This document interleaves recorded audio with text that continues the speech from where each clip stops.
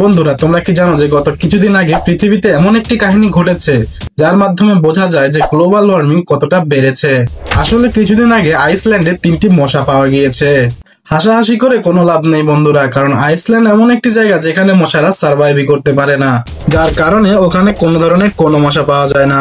আসলে আইসল্যান্ডের তাপমাত্রা এতটাই ঠান্ডা যে কোনো মশাই ওখানে বংশবিস্তার করতে পারে না, কেননা মশারা শান্ত পানিতে ডিম দেয়। কিন্তু আইসল্যান্ড এমন একটা জায়গা যেখানে কোনো শান্ত পানি নেই। ঠান্ডার পরিমাণ এত বেশি হওয়ার কারণে বেশিরভাগ সময় সেখানকার পানি বরফ হয়ে থাকে, যার কারণে মশারা সেখানে ডিম পাড়তে পারে না এবং তাদের বংশবিস্তারও হয় না।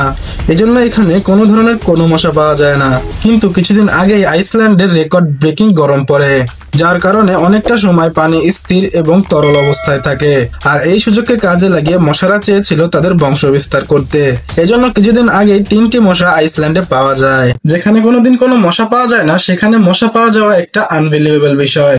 এতে তোমার কি মতামত তুমি কমেন্ট করে জানাতে পারো। এজন্যই তো আমি বললাম